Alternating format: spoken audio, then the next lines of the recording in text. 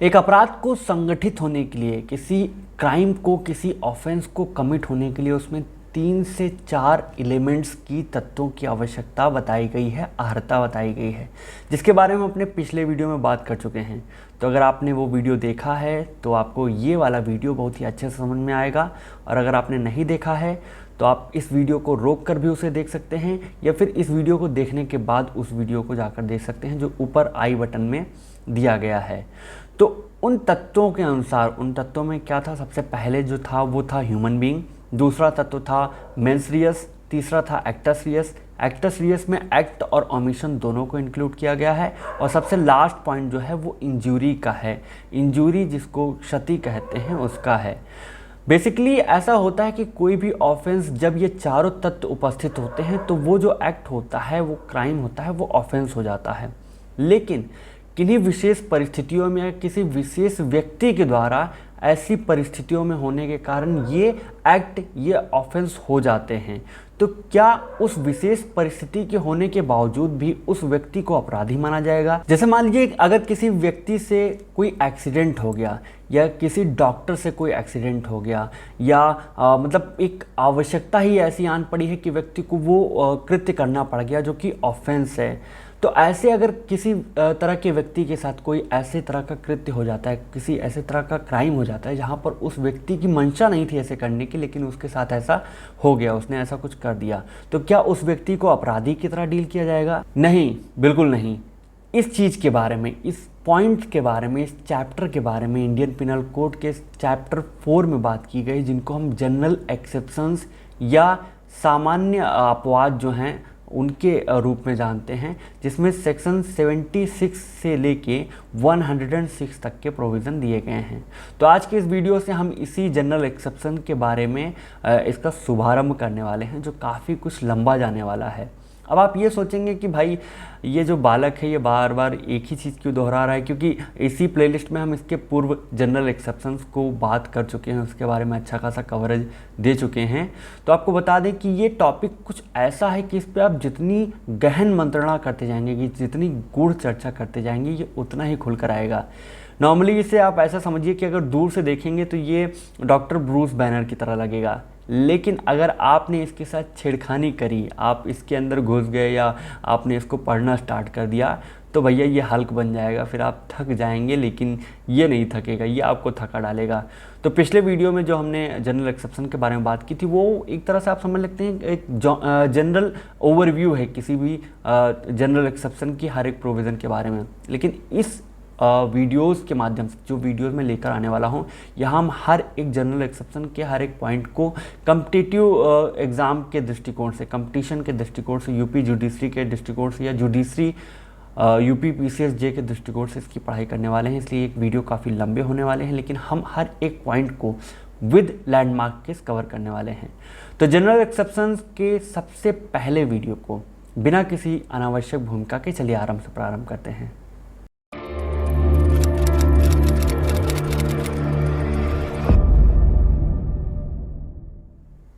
Generally अगर बात किया जाए तो ये जो चैप्टर 4 में जो जनरल एक्सेप्शन दिया गया है, ये किसी विशेष परिस्थिति में अगर किसी विशेष व्यक्ति के द्वारा या किसी विशेष मनुष्य के द्वारा किया गया है, तो ये अपराधों को गैर अपराधों की श्रेणी में ला देता है, यानी कि ये ऑफेंस को नॉन ऑफेंस बना देता है।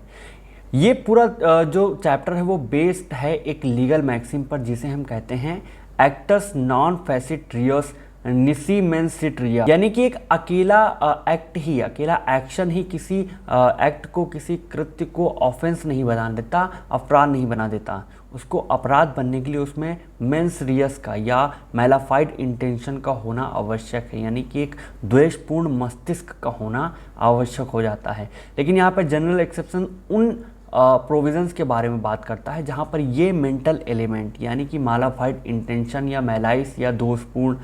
जो भावना है, इसकी अनुपस्थिति पाई जाती है। बेसिकली जनरल एक्सेप्शन को आप 2 काइंड्स में डिवाइड कर सकते हैं, 2 पार्ट्स में डिवाइड कर सकते हैं, जहाँ पे सबसे पहला पार्ट जो इनका आता है वो एक्सक्यूजेबल ऑफेंसेस का आता है या एक्सक्यूजेबल डिफेंसेस का आता है, और जो दूसरा पार्ट है वो जस्टिफिएबल डिफेंसेस का आता है। तो अब सबसे पहला यक्ष प्रश्न ये आता है कि एक्सक्यूजेबल डिफेंसेस क्या होते हैं? तो भैया एक्सक्यूजेबल डिफेंसेस वो डिफेंसेस होते हैं जो कि ग्राउंड की तरह काम करते हैं किसी एक व्यक्ति के लिए, किसी कर्ता के लिए जिसने कोई ऑफेंस कारित कर दिया है, और ये इस बिहाव पर, इस ग्राउंड पर एक्सक्यूजेबल होते हैं क्योंकि इसके अंतर्गत जितने भी ऑफेंस आते हैं, जितने भी डिफेंसेस आते हैं, उनमें ये माना जाता है कि यहाँ पर एक जो मेंटल एक कंडीशन पाई जाती है, जो कि एक गिल्टी माइंड पाया जाता है, मैलाइस जो एक भावना पाई जाती है, दोषपूर्ण भावना, उसकी अनुपस्थिति पाई जाती है, और इसी वजह से इसी ग्राउंड पर जो है इन डिफेंसेस को दिया जाता है और इन तरह के ऑफेंसेस को एक्सक्यूज़ कर दिया जाता है। यानी कि वो सारे एक्सक्यूजेबल ऑफेंसेस जिनमें एब्सेंस ऑफ गिल्टी माइंड पाई जाती है, उनको इस कैटेगरी में, एक्सक्यूजेबल डिफेंसेस की कैटेगरी में लाया जाता है। इसके अंतर्गत आते हैं mistake of fact, infancy, accident, necessity, intoxication वगैरह, ये सब जितने भी इसमें प्रोविज़न दिए गए हैं, इसमें जो भी सेक्शन दिए गए हैं, वो इसकी कंडीशन में आएंगे। नेक्स्ट हम आते हैं जो जस्टिफिएबल डिफेंसेस हैं उनके ऊपर। तो जस्टिफिएबल डिफेंसेस की ज़्यादातर लोग डेफिनेशन यही देंगे कि justifiable defences are those which are justified by law. तो ये ऐसा ही है जैसे कि किसी भी बच्चे को आप ये कह दीजिए कि भैया मन लगा के पढ़ो बेटा, मन लगा के पढ़ो, लेकिन आप बेटे को ये तो कह देते हैं कि बेटा मन लगा के पढ़ो, ये नहीं बताते कि मन लगाना कैसे है पढ़ाई में। तो लोग ऐसे ही आपको जस्टिफिएबल डिफेंसेस की डेफिनेशन दे देंगे जो कि आपको पूरी तरह से समझ नहीं आएगी। तो जस्टिफिएबल डिफेंसेस की अगर बात करें तो ये वो डिफेंसेस होते हैं जो कि किसी व्यक्ति को इस ग्राउंड पर दिए जाते हैं क्योंकि ये एक स्पेशल सर्कमस्टेंसेस से, ये एक विशेष तरह की परिस्थिति से उद्धृत होते हैं, वहाँ पर इनका जन्म होता है, इसी वजह से ये जस्टिफाई कर दिए जाते हैं लॉ के द्वारा। अब कौन कौन से एक्ट हैं जो कि जस्टिफिएबल एक्ट माने गए हैं, तो उसमें दिया गया है सबसे पहले judicial act, necessity, consent, duress, communication, trifles, private defence. तो ये सारी चीज़ें, ये सारे एक्ट जो हैं वो जस्टिफिएबल एक्ट के अंतर्गत आते हैं, जस्टिफिएबल डिफेंसेस के अंतर्गत आते हैं। मिस्टेक ऑफ फैक्ट के इस वीडियो में आगे बढ़ने से पूर्व 2 से 3 चीज़ों के बारे में आपको बताना बहुत ही ज़रूरी हो जाता है, जिनमें सबसे पहला प्रोविज़न है सेक्शन 6 ऑफ द आईपीसी, जो कि ये बात करता है कि ये एक यूनिवर्सल नेचर के बारे में बात करता है कि इसके अंतर्गत जो जनरल एक्सेप्शन दिए गए हैं वो पूरे संपूर्ण आईपीसी की हर एक प्रोविज़न पे, हर एक डेफिनेशन पे, हर एक इलस्ट्रेशन पे, हर एक एक्सेप्शन पे बराबर लागू होते हैं, भले ही वो हर एक सेक्शन में ना बताया गया हो, इस चीज़ को एक एक्सप्रेस वे में ना बताया गया हो। सेकेंड थिंग इज़ कि इसमें जो भी एक्ट मिस्टेक ऑफ फैक्ट जो कि सेक्शन 79 में दिया गया है और 76 में दिया गया है, इसमें जो भी एक्ट किया जाएगा वो गुड फेथ में किया जाना जरूरी है। और गुड फेथ के बारे में डेफिनेशन दी गई है आईपीसी के सेक्शन 52 में,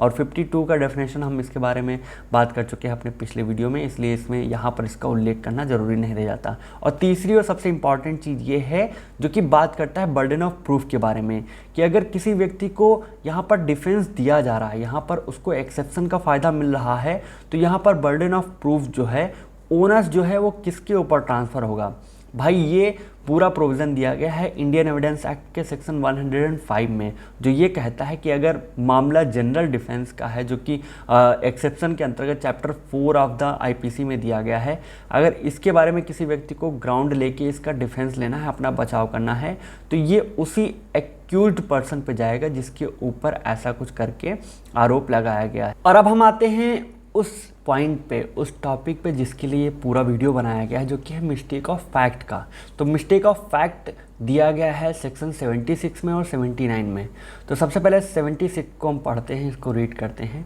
जहाँ पर सेक्शन 76 ये कहता है कि act done by a person bound or by mistake of fact believing himself bound by law, nothing is an offence which is done by a person who is or who by reason of mistake of fact and not by the reason of a mistake of law in good faith believes himself to be bound by law to do it। कहने का तात्पर्य, कहने का पर्याय ये इतना है कि इसमें 2 तरह के व्यक्तियों के बारे में बात की गई है, जिनमें पहले तरह के व्यक्ति वो आते हैं जिन्होंने कोई ऐसा एक्ट किया है जिस को करने के लिए वो लॉ के द्वारा बाउंड हैं, बाध्य हैं कि वो कर्म जो है उनको करना ही पड़ेगा, वो कृत्य उनको करना ही पड़ेगा। ये पहले तरह के व्यक्ति हैं। और दूसरे तरह के व्यक्ति वो हैं जो कि मिस्टेक ऑफ फैक्ट की वजह से स्वयं को ऐसा मानते हैं, ऐसा यकीन रखते हैं, ऐसा बिलीव रखते हैं कि वो ऐसा कृत्य करने के लिए लीगली बाउंड है और फिर वो ऐसा कृत्य कर देते हैं या उसको एग्जीक्यूट कर देते हैं। तो इन दोनों ही व्यक्तियों ने अगर ये संपूर्ण कर्म कांड जो है वो गुड फेथ में किया होता है और मिस्टेक ऑफ फैक्ट की वजह से किया होता है, तो यहाँ पर इन लोगों को, इन दोनों डूअर्स को, इन दोनों कर्ता को 76 के अंतर्गत मिस्टेक ऑफ फैक्ट का डिफेंस मिल जाएगा। जैसे इसको आप ऐसे समझिए, जो इसमें पहला इलस्ट्रेशन दिया गया है इसमें ये है कि भाई मान लीजिए किसी एक कांस्टेबल को या किसी पुलिस वाले को उसकी सुपीरियर अथॉरिटी के द्वारा आदेश मिला, ऑर्डर मिला गोली चलाने के लिए, और गोली चलाना उस टाइम पे, उस सर्कमस्टेंस में, उस स्थिति में सही भी था। सामने वाली भीड़ जो थी वो वायलेंट हो चुकी थी या फिर कोई ऐसा कृत्य हो रहा था जो कि पूरी तरह से क्राइम था। तो यहाँ पर क्योंकि वो बाउंड बाय लॉ है तो उसको सुपीरियर का आदेश मानते हुए गोली चलाना पड़ जाएगा। और अगर इसमें सामने वाले मॉब की या किसी व्यक्ति की, किसी अन्य पर्सन की मृत्यु हो जाती है तो यहाँ पर इस व्यक्ति को मर्डर के लिए लायबल नहीं ठहराया जाएगा। इस व्यक्ति को 76 जो सेक्शन दिया गया है इसका डिफेंस मिल जाएगा, इसका पूरी तरह से उसको फ़ायदा मिलेगा, ये उसको ग्राउंड की तरह पेश कर सकता है। इसको समझते हैं केस के द्वारा, एक केस लॉ के द्वारा जो कि लैंडमार्क केस है, जिसको हम कहते हैं आर वर्सेस टॉल्सन का केस। तो इस केस में क्या हुआ था कि एक पति पत्नी थे, साथ में रह रहे थे, फिर अचानक से ऐसा हुआ कि पति देव जो थे वो गायब हो गए और काफ़ी टाइम तक, लगभग 6-7 साल, मतलब 7 साल के ऊपर गुजर गया, वो मिल ही नहीं रहे थे। पत्नी ने 7 साल तक इंतज़ार किया, जब उनके पति देव लौट कर नहीं आए तो यहाँ पर उसने ऐसा, मतलब क्योंकि पति उन लोगों के द्वारा नहीं देखे गए जिनके द्वारा उनको देखा जाता था, जैसे उनके दोस्तों के द्वारा, उनके रिश्तेदारों के द्वारा, उनके अन्य लोगों के द्वारा जिनसे उनका डेली का मिलना जुलना होता था। तो इन लोगों के द्वारा उनके पति को 7 से 8 साल तक कहीं भी देखा या सुना नहीं गया। तो ऐसी कंडीशन में ये पूरा मामला सिविल डेथ की तरह माना गया और पत्नी ने ये मान लिया कि उनके पति की मृत्यु हो गई है और इसलिए मतलब अच्छा खासा इंक्वायरी करने के बाद, अपने पति को ढूंढने के बाद उन्होंने अंततः थक हार कर दूसरी शादी कर ली। कुछ समय पश्चात पतिदेव लौट आए, उन्होंने देखा कि अरे ये तो गलत हो गया, अनर्थ हो गया मेरे साथ, अन्याय हो गया मेरे साथ अन्याय हुआ है, मेरे साथ अन्याय हुआ है और मैं अब किसी के साथ अन्याय नहीं होने दूंगा। तो फिर भैया पतिदेव ने कर दिया मुकदमा अपनी पत्नी के ऊपर कि इन्होंने दूसरी शादी, मेरे जिंदा रहते हुए दूसरी शादी कर ली है, इसलिए ये बायोगेमी की जो है इन्होंने एक ऑफेंस किया है, क्राइम किया है। तो कोर्ट ने यहाँ पर ये हेल्ड किया, कोर्ट ने पत्नी को यहाँ पर डिफेंस दिया सेक्शन 76 का और ये कहा क्योंकि उनकी पत्नी ने मतलब अच्छी खासी इंक्वायरी करने के बाद, सारा कुछ एक रीज़नेबल इंक्वायरी करने के बाद ही ये दूसरी शादी करी है, इसलिए ये बायोगेमी का जो ऑफेंस है वो कमिट नहीं होता। और वहीं पर अगर 79 की, सेक्शन 79 की बात करें तो 79 में ये दिया गया है, 79 को आप ऐसे पढ़ते हैं कि act done by a person justified or by mistake of facts believing himself justified by law, nothing is an offence which is done by a person who is justified by law or who by reason of a mistake of fact and not by reason of a mistake of law in good faith believes himself to be justified by law in doing it। इसका भी पर्याय ये निकल कर आता है, जैसा कि 76 में था वैसा ही 79 में है, कि इसमें से 2 तरह के लोगों को डील किया जाता है, जिनमें पहली तरह के लोग वो आते हैं जिनको, जो ये अपने आप को ये मान कर चलते हैं कि वो इस कृत्य को, इस कर्म को, इस एक्शन को करने के लिए वो जस्टिफाइड है, लॉ के द्वारा उनको जस्टिफाई किया गया है और इस वजह से वो ऐसा कर्म, वो ऐसा काम करते हैं। दूसरे के अंतर्गत वो तरह के लोग आते हैं जो कि bye mistake of fact, not otherwise on mistake of law, यानी कि वो मिस्टेक ऑफ लॉ पे नहीं, केवल मिस्टेक ऑफ फैक्ट पे ये आधार मानकर चलते हैं, ये विश्वास मानकर चलते हैं, इसकी वजह से अपने आप को जस्टिफाइड बाय लॉ मानते हैं किसी कर्म को करने के लिए, किसी कृत्य को करने के लिए, और उसको कर देते हैं। तो क्योंकि इन दोनों ने यहाँ पर जो एक्ट है वो गुड फेथ में किया है और मिस्टेक ऑफ फैक्ट की वजह से हुआ है, मिस्टेक ऑफ लॉ की वजह से नहीं हुआ है, वो फैक्ट की मिस्टेक की वजह से हुआ है, इसलिए यहाँ पर इन दोनों ही तरह के व्यक्तियों को इस सेक्शन 79 के अंतर्गत दिया गया मिस्टेक ऑफ फैक्ट का जो डिफेंस है, जो एक्सेप्शन है, इसका फ़ायदा उनको पूरी तरह से मिलेगा। जैसे 79 को आप इलस्ट्रेशन से यूँ समझिए, जैसे इसके इलस्ट्रेशन में, इसके एग्जांपल में दिया गया है कि मान लीजिए कोई एक बंदा है, एक व्यक्ति है ए, उसने देखा कि जेड कहीं जा रहा है, या जेड को उसने देखा और जेड पर उसे शक हुआ कि शायद ये मर्डरर है, ये कोई मर्डर वर्ड कमिट करके आ रहा है, और उसने जेड को उठा के दबोच लिया, धर दबोच के एक जगह कैद कर दिया। क्योंकि यहाँ पर प्राइवेट व्यक्ति को भी मतलब भारतीय कानून के द्वारा जो CRPC उसके अंतर्गत प्राइवेट व्यक्ति को भी अरेस्ट करने का अधिकार दिया गया है, और इसी अधिकार का प्रयोग करते हुए ए ने जेड को दबोच के अरेस्ट कर लिया। और भाई क्योंकि वो ए अपने आप को ये मानता है ना कि भाई अगर इसने मर्डर किया है, ये मर्डरर है, तो मेरा ये ऑब्लिगेशन है, मेरा ये कर्तव्य है कि इस व्यक्ति को पुलिस तक पहुंचा के इसको सज़ा दिलाई जाए। और इस तरह से वो अपने आप को जस्टिफाइड मानता है, वो अपने आप को विधिक मानता है कि हाँ, ये जो मेरा कृत्य है वो जस्टिफाई है, वो न्याय के दृष्टि से ठीक है, और इसलिए वो जेड को एक तरह से कैद कर लेता है। मान लो जेड मर्डर नहीं निकलता है, तो बाद में ए को इस चीज़ का पूरी तरह से डिफेंस मिल जाएगा कि भाई ये तो मैंने जस्टिफाइंग होने की वजह से मुझे लगा था कि ये मर्डरर है, और इस वजह मिस्टेक ऑफ फैक्ट की वजह से मैंने इसको कैद कर लिया था। तो यहाँ पर ए को मिस्टेक ऑफ फैक्ट का पूरी तरह से डिफेंस दिया जाएगा, क्योंकि उसने गुड फेथ में अपने आप को लॉ के द्वारा जस्टिफाई मानते हुए मिस्टेक ऑफ फैक्ट की वजह से किया है, मिस्टेक ऑफ लॉ की वजह से नहीं किया है, और ना ही किसी तरह के मालाफाइड इंटेंशन की वजह से किया है। इसलिए यहाँ पर ए को इसका डिफेंस मिलेगा और उसको फ़ायदा होगा। तो ये तो हो गई प्रोविजंस की बात या किसी सेक्शन की बेयर रीडिंग की बात। अब हम आते हैं उन पॉइंट्स पे जिनके बारे में चर्चा करना इन दोनों ही सेक्शन को थोड़ा सा इम्पॉर्टेंट बनाने के लिए, थोड़ा सा और बेहतर समझने के लिए ज़रूरी हो जाता है। और अगर मान लीजिए कि इसमें से किसी भी सेक्शन पे अगर आपको शॉर्ट नोट दे दिया गया, तो केवल बेयर रीडिंग करके, बेयर एक्ट पढ़ के आप इस पर एक शॉर्ट नोट 3-4 नंबर का नहीं लिख सकते। उसको लिखने के लिए आपको मटेरियल चाहिए, और वो मटेरियल हम आपको उपलब्ध करा रहे हैं। तो सबसे पहला इसमें जो पॉइंट है वो है मिस्टेक ऑफ फैक्ट और मिस्टेक ऑफ लॉ के बारे में, कि ये आखिर ये दोनों चीज़ हैं क्या, ये चीज़ें डील किन चीज़ों से करते हैं। तो इन दोनों को ही समझने के लिए आपको एक लीगल मैक्सिम समझनी पड़ेगी, जिसको कहते हैं इग्नोरेंशिया फैक्टी एक्सक्यूजेट, इग्नोरेंशिया लेजिस नेमिनम एक्सक्यूजेट। अर्थात जो इग्नोरेंस ऑफ फैक्ट है उसको एक्सक्यूज किया जा सकता है, उसको माफ़ कर दिया जा सकता है, वो क्षमनीय है। लेकिन अगर एक इग्नोरेंस ऑफ लॉ है, किसी लॉ के बारे में अगर कोई इग्नोरेंस है, तो वो एक्सक्यूजेबल नहीं है, वो अक्षम्य है, वो क्षम्य नहीं है, उसको क्षमा नहीं किया जा सकता। अब इसके बाद हम समझते हैं, इसी को समझने के लिए, इस लीगल मैक्सिम को समझने के लिए हम लोग पहले समझते हैं mistake of fact. Mistake of fact होता क्या है। अब यहाँ पे कानून के अंतर्गत मिस्टेक और इग्नोरेंस को समानार्थी माना गया है, एक माना गया है। और यहाँ पर इग्नोरेंस का मतलब होता है किसी चीज़ के बारे में लैक ऑफ नॉलेज या रॉन्ग ओपिनियन या फिर रॉन्ग जजमेंट, जो कि उनके नॉलेज की कमी की वजह से, इनसफिशिएंट नॉलेज की वजह से होता है। यानी कि अगर कोई ऐसा मिस्टेक है जो किसी फैक्ट के बारे में उसके रॉन्ग ओपिनियन की वजह से है, या रॉन्ग जजमेंट की वजह से है, या लैक ऑफ नॉलेज की वजह से है, तो इसको मिस्टेक ऑफ फैक्ट कहा जाएगा।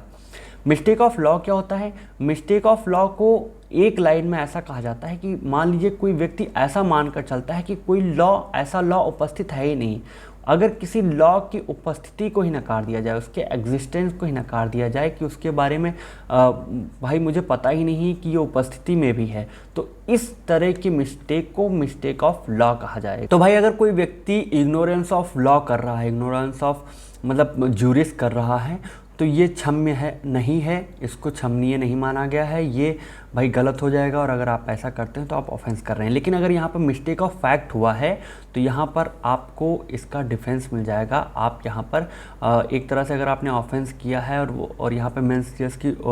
जो है एब्सेंस है, वहाँ पर मेंस रिया नहीं है, कोई मालाफाइड इंटेंशन नहीं है, और ये केवल एक मिस्टेक ऑफ फैक्ट की वजह से हुआ है, तो आपको इसका डिफेंस मिल जाएगा। अब ये तो हुई इस मैक्सिम के एप्लीकेबल होने की बात। लेकिन दो कंडीशन इंडियन लॉ में ऐसी भी दी गई हैं जहाँ पर ये मैक्सिम एप्लीकेबल नहीं होता, यानी कि ये इस मैक्सिम के एक्सेप्शंस हैं, अपवाद हैं। अपवाद कौन कौन से हैं, जिनमें सबसे पहला अपवाद इसके इलस्ट्रेशन में ही, इसके एक्सप्लेनेशन में ही दिया गया है, और वो ये कहता है कि अगर कोई काम कोई भी एक्ट ऐसा किया गया है जो कि बाद में ऑफेंस बन जाएगा और उस एक्ट को करते टाइम आपने प्रॉपर रीजनेबल इंक्वायरी नहीं की है, यानी कि एक रेस्पॉन्सिबल इंक्वायरी कंडक्ट नहीं कराई है आपको, आपने उस एक्ट को ऐसे ही कर दिया है जो कि एक ऑफेंस है, तो आप इस चीज़ का डिफेंस, जो मिस्टेक ऑफ फैक्ट है, इसका डिफेंस नहीं ले सकते। जैसे कि R versus wheat and stocks के केस में हुआ था कि एक पति महोदय थे, उनका उनकी पत्नी से किसी बात पे झगड़ा हो गया था, लफड़ा हो गया था, तो उन्होंने डाइवोर्स के लिए कोर्ट में जो है दावा कर दिया था। कोर्ट में प्रोसीडिंग चल ही रही थी, फिर पति महोदय को काफ़ी दिन ये अदालत नहीं गए थे, वकील से ऐसे ही फ़ोन पे व्हाट्सएप पे बात करते थे। फिर इनको कुछ दिन बाद ऐसा लगा कि यार हो सकता है शायद डाइवोर्स की मेरी डिग्री जो है वो पास हो गई है, और ये सोच कर इन्होंने दूसरी शादी कर ली। भैया ने जैसे दूसरी शादी करी, उनकी पहली पत्नी ने उनके ऊपर कर दिया मुकदमा, और कोर्ट ने ये हेल्ड किया क्योंकि आपका ये एक्ट जो था वो विदाउट अ रीजनेबल इंक्वायरी था, यानी कि विदाउट अ रेस्पॉन्सिबल इंक्वायरी था। आपने कोई इंक्वायरी ही नहीं कंडक्ट कराई थी कि आपका डिग्री पास हुआ है, डाइवोर्स हुआ है या नहीं हुआ है, आपने ऐसे ही कर ली। यहाँ पर ये भैया जो है वो बायगमी के लिए हेल्ड किए गए, यानी कि बहुविवाह के लिए हेल्ड किए गए, लायबल माने गए, उनको पनिशमेंट दिया गया। इसमें दूसरा एक्सेप्शन ये है कि मान लीजिए कोई एक्ट ऐसा है जिसमें कि मेंटल कंडीशन क्या है ये मायने ही नहीं रखती, आपकी मेंस क्या है उस एक्ट को करते टाइम वो मायने ही नहीं रखती, तो ऐसी कंडीशन में भी आपको इसका फ़ायदा, इसका डिफेंस नहीं मिलेगा। जैसे कि अगर कोई एडल्ट्रेटेड फूड से रिलेटेड कोई मामला है जहाँ पर आप मिलावटी करके सामान बेच रहे हैं, तो यहाँ पर आपकी मेंटल कंडीशन क्या है वो मायने नहीं रखती, तो आप इसके इस एक्ट के लिए, इस ऑफेंस के लिए prevention of adulteration food act जो है उसके अंतर्गत आप लायबल माने जाएंगे और आपको पनिशमेंट दिया जाएगा, और आप सेक्शन 76 या 79 का जो मिस्टेक ऑफ फैक्ट है इसका डिफेंस नहीं ले सकते। अब इस मेंटल एलिमेंट वाले पॉइंट को हम एक दूसरे बहुत ही इंपॉर्टेंट और लैंडमार्क जजमेंट से समझते हैं, जो कि है आर वर्सेस प्रिंस का। तो आर वर्सेस प्रिंस में ऐसा हुआ था कि जो एक्यूज्ड महोदय थे वो एक बालिका को भगा ले गए थे, भगा के शादी करने का उनका प्लान था, और वो जब भगा ले गए कुछ दिन बाद बालिका के घर वालों ने ढूंढा, नहीं मिला तो पुलिस में कंप्लेंट किया, पुलिस ने ढूंढ कर इन दोनों को निकाला। तो एक्यूज्ड महोदय ने ये प्लीड किया, ये इन्होंने एक तरह से तर्क दिया कि मुझे तो पता ही नहीं था कि ये लड़की अभी नाबालिग है, ये 16 साल से नीचे है, मुझे भाई देखकर ऐसा लगा, वो लड़की थी भी ऐसे कुछ लगी रही थी कि वो 16 साल से ऊपर है, और वो खुद को 16 साल के ऊपर बता भी रही थी, और ये मानते हुए भैया जो ये महोदय थे, एक्यूज्ड महोदय, ये उस लड़की को भगा ले गए थे। तो कोर्ट ने इस मामले में ये कहा कि भले ही आपका इंटेंशन बोनाफाइड था, या फिर भले ही उस लड़की की उम्र कम थी या वो ज़्यादा लगती थी, इस चीज़ों से